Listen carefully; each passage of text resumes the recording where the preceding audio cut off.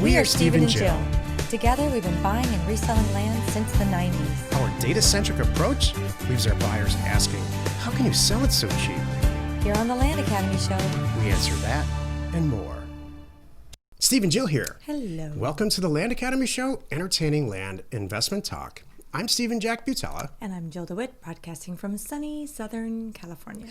Today, Jill and I talk about how every real estate deal has flaws, but hopefully not fatal flaws.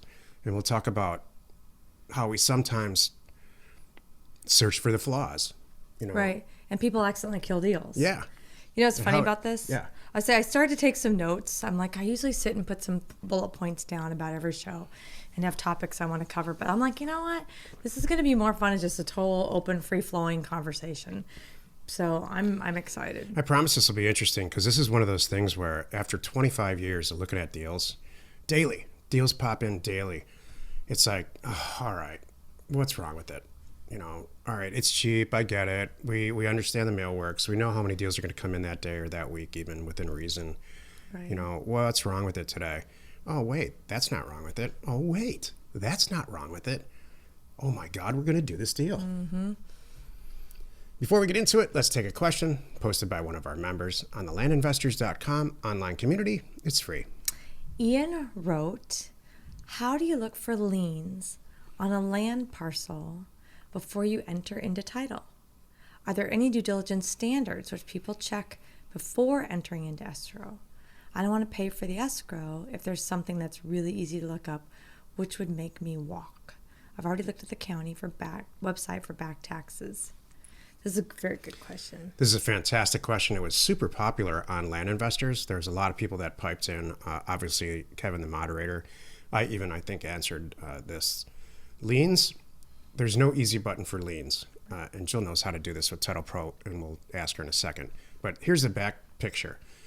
Every piece of real estate, theoretically could have liens attached to it. They come in the form of, there are liens that are attached to the piece of real estate itself, separate from the owner, and there's liens attached to the owner that could be affect that asset that they own, the piece of real estate. I don't want to make this too complicated.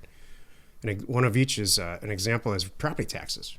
If you let your property taxes go, they're attached to that piece of real estate. They're not attached to you. And you can sell that piece of I could sell a piece of dirt to Jill that's got a ton of back taxes on it. She inherits them all. Mm-hmm. They stay with the property.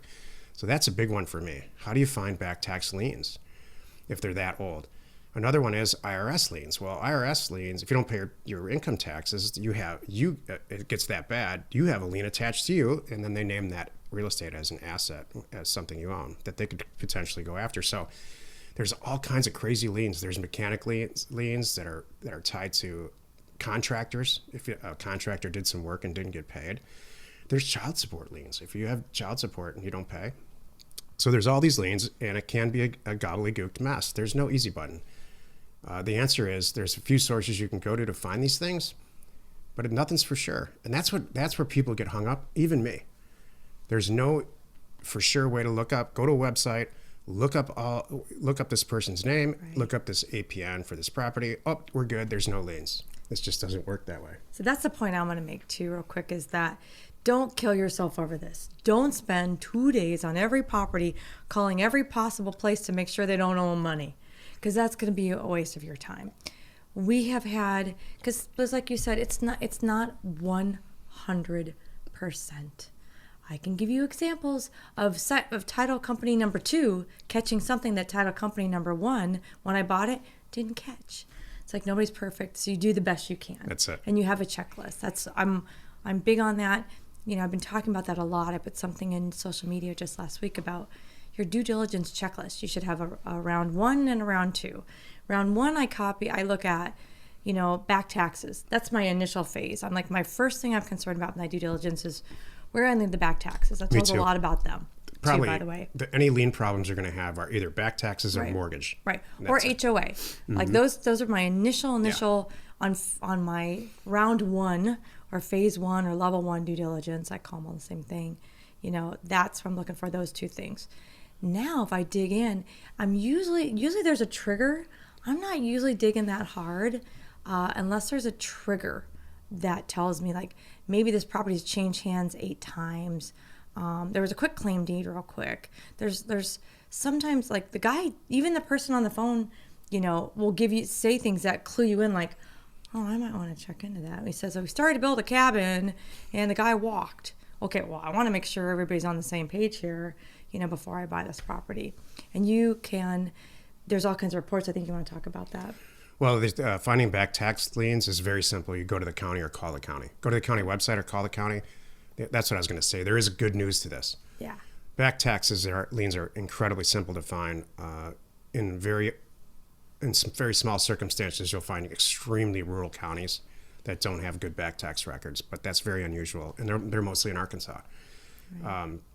HOA liens, you have to do what I do is a Google search, and 9 times out of 10, the Google search will show up, and you'll find out. Then you call it. It's a bunch of people sitting in an office managing an HOA. Right. That's a topic for another story. It's like over government. Anyway, the third one is mortgage liens. The way data is now, when you buy a house and you get a mortgage, you have a lien on your house. Just like a car. If you finance a car, there's a lien on that asset until you pay it off, and that lien is extinguished. The way data is now, and all the data that we provide, you shouldn't spend a minute on finding out whether or not there's a mortgage. A lot of mortgage liens, most mortgage liens show up in Neighbor Scoop. Yeah. Oh, yeah, exactly. Mm-hmm. So that's just seconds. Mm-hmm. Then you've got these tertiary liens, these second-tier liens like medical liens or IRS or stuff like child support. Man, I'm telling you, it's like, I'm pulling this number out of my hat, but I tell you, it's less than 1% of the properties that you look at. So, but still, if you're a kook like me and you're going to spend $10,000 on a property, you want to know that it's okay. The best way to mitigate risk is diversification. So buy 100 $10,000 properties, you're going to be good. There's a tiny little chance one of them is going to come back. Jill and I have done almost 16,000 deals. We probably will hit 16,000 this year.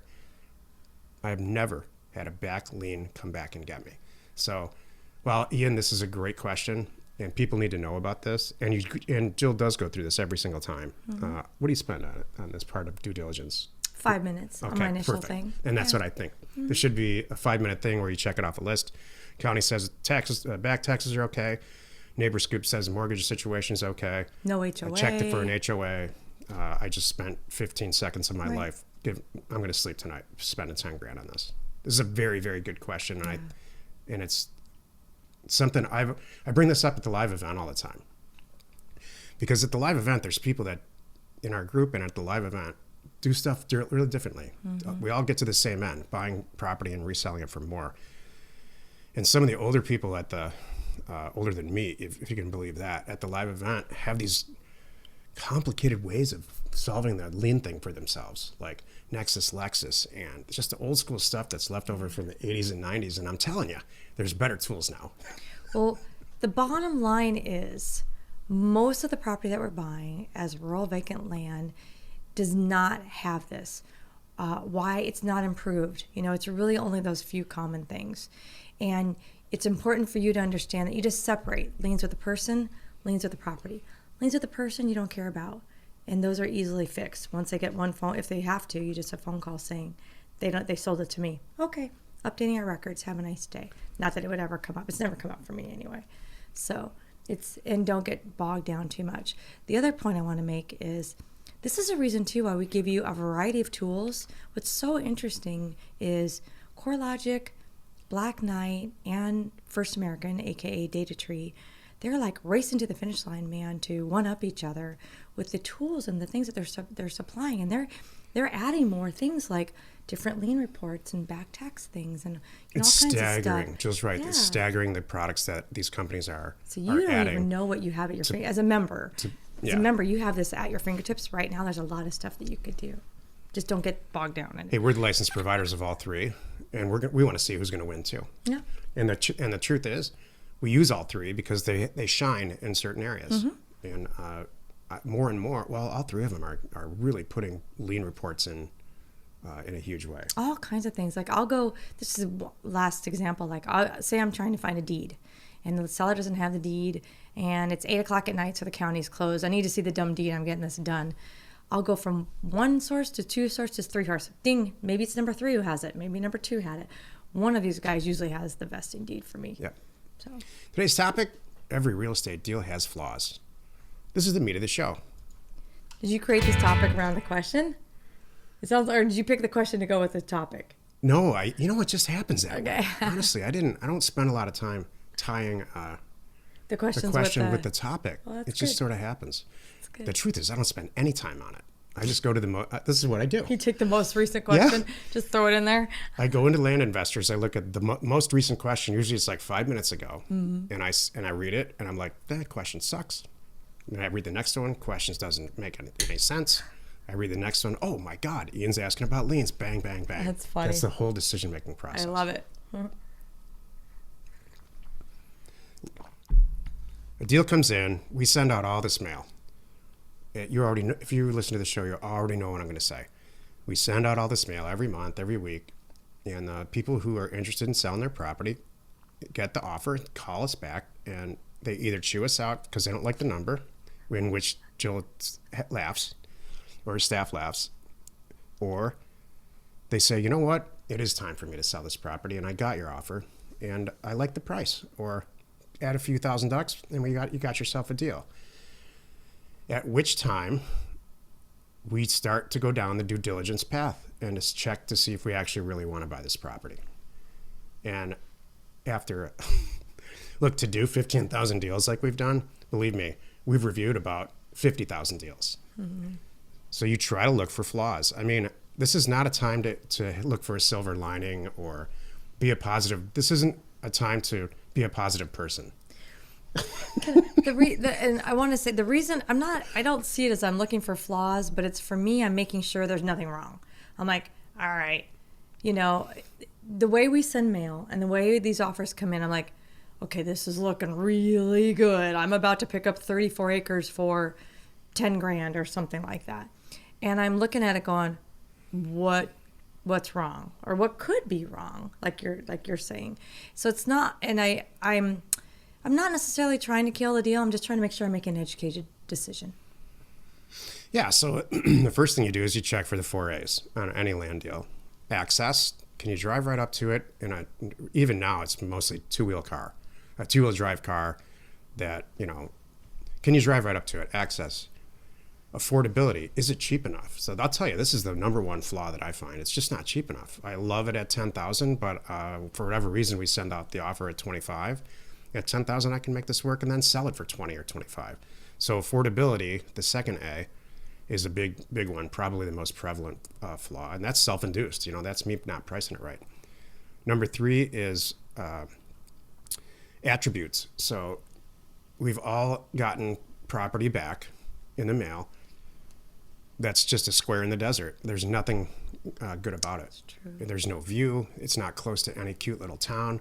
When you buy land, especially in the beginning, you want it to be like you can see the ocean, or you can walk to the Grand Canyon, or there's incredible mountain views and all kinds of cool little cabins around there. Something that, if you feel good about the attributes of this property, your buyer's going to feel great.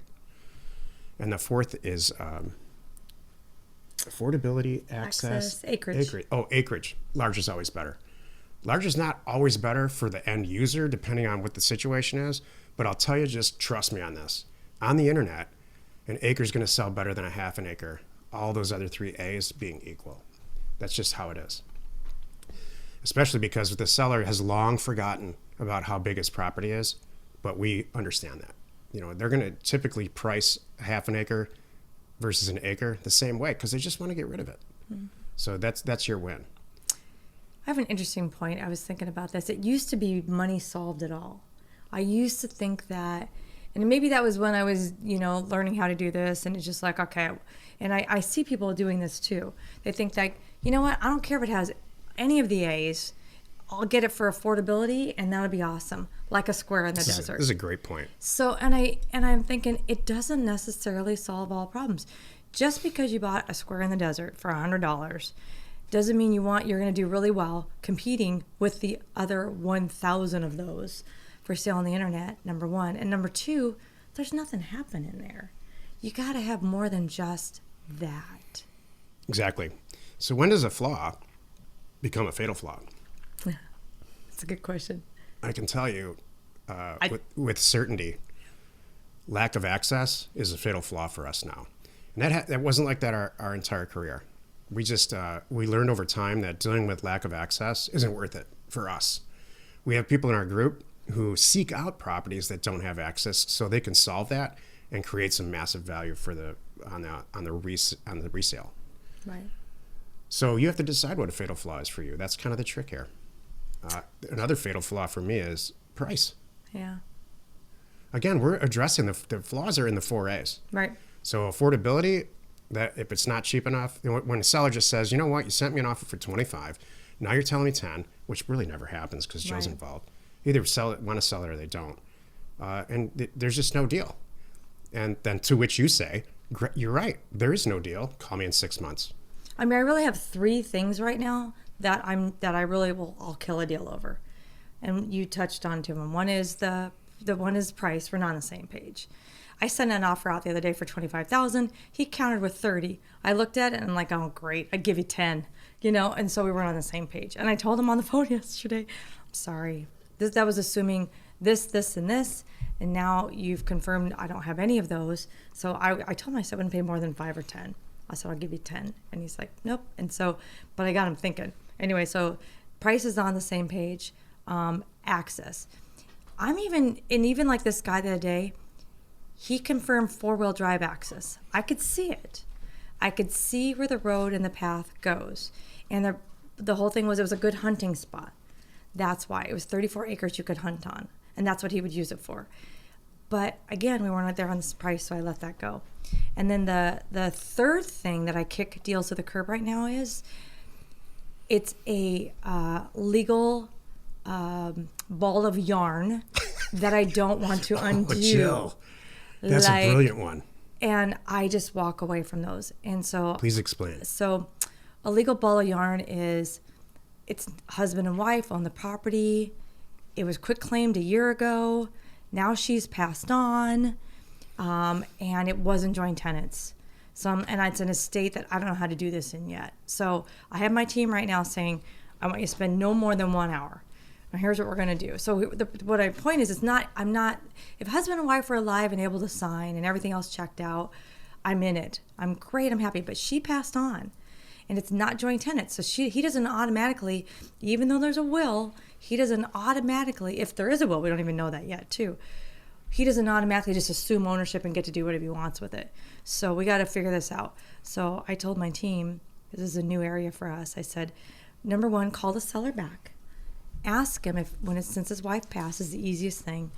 Did he have an attorney that did a lot of their estate and helped move the house or whatever, the bank accounts, whatever it is? If he's already got an established attorney, he's in it. And it'll be a lot cheaper. And I will even pay for it if it's the properties. I'm going to make enough money off of it. I'll do that.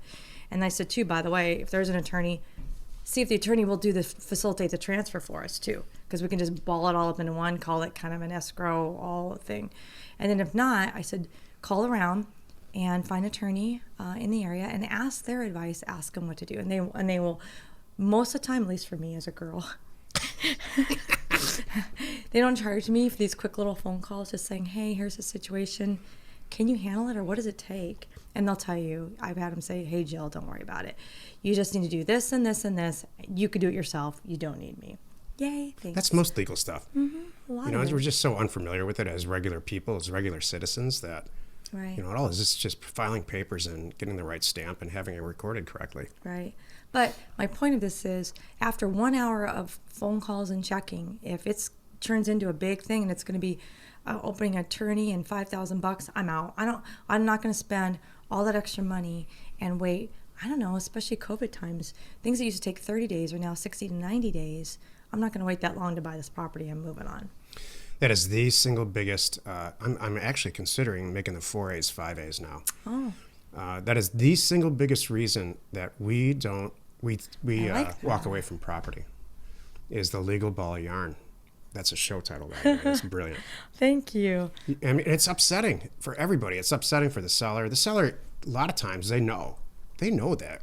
If someone else has said this to them in the past, we'd love to buy your property, but it's in your deceased wife's name. Yeah. And you got to go through these things, especially, it's very state specific. Like, it's true. In Arizona, it's very hard to undo.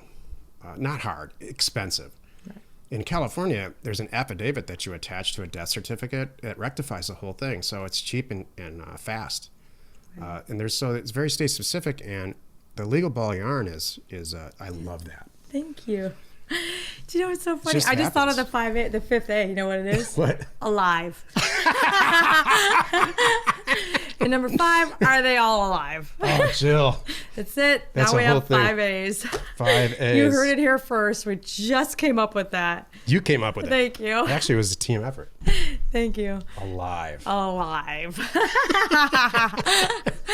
Access, affordability, attribute, acreage, alive. And then you probably have yourself a deal. Yeah, there we go. Now like you're it. good. Oh, that's awesome. Happy you could join us today. 5 days a week. You can find us right here on the Land Academy Show. Tomorrow, the episode on the Land Academy Show is called Going Broke, Land Investing or Not? You are not alone in your real estate ambition. That's good. Jill and I had interviewed a member yesterday. It'll air like next week after this airs. And Jill asked her at the end, why'd you join us? What's the deal? Because she's made over $1 million in her on a single deal, $1.5 million actually. And she said, it's because you guys are honest. You have some integrity and there's no BS about you. And so we're not going to read this thank you for joining in today like we usually do at the end.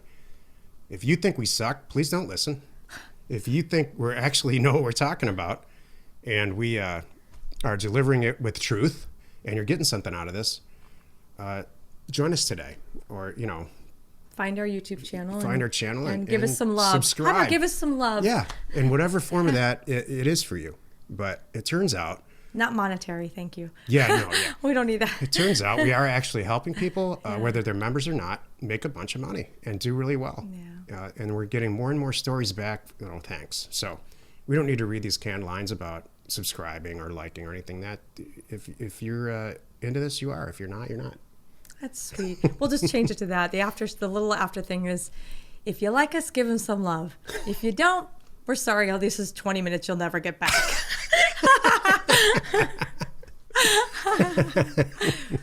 We're Steve and Jill. Information and inspiration to buy undervalued property.